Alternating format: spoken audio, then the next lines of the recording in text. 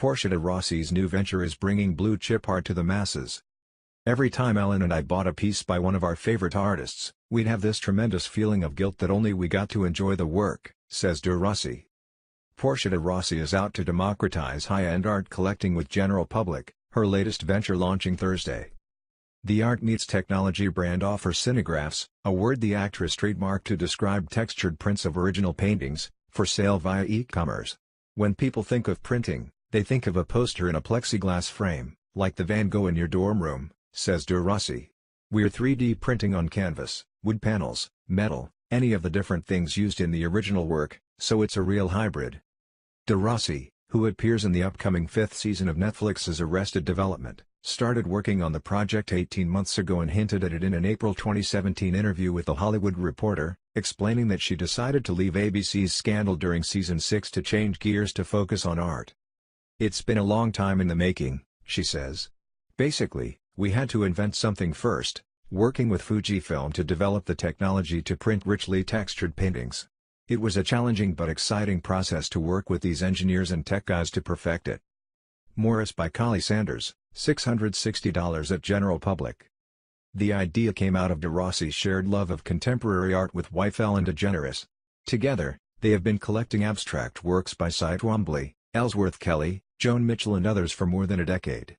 "Every time Ellen and I bought a piece by one of our favorite artists, we'd have this tremendous feeling of guilt that only we got to enjoy the work," says de Rossi. "I wanted to be able to share that experience with as many people as possible. Also, when Ellen started her lifestyle brand, I wanted to include a line of art that represents her taste, not just the furniture, lighting and rugs. It just hasn't been easy to find really great pieces that reflect our personalities until now." The curation piece was an important part of building the brand's identity, she says.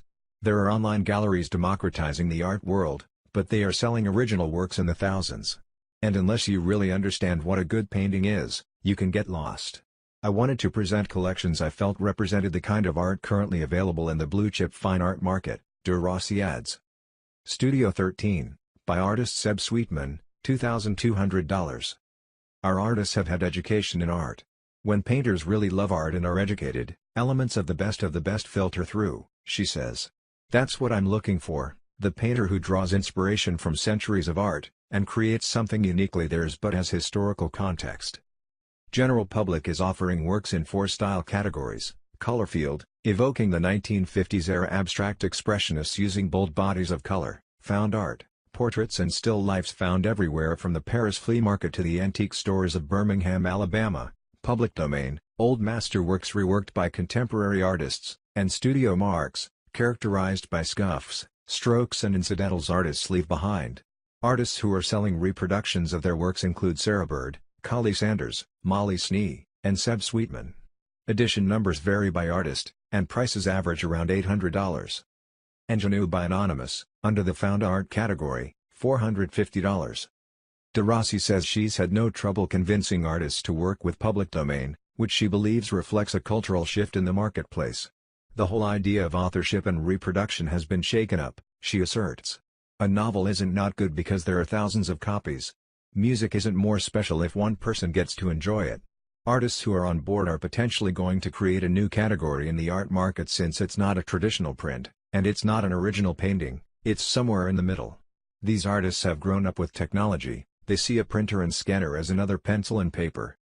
Although General Public isn't exactly accessible to all the general public just yet, de Rossi is hoping as the technology develops, she can offer lower price points. "I truly believe if people want to own a work, they should be able to.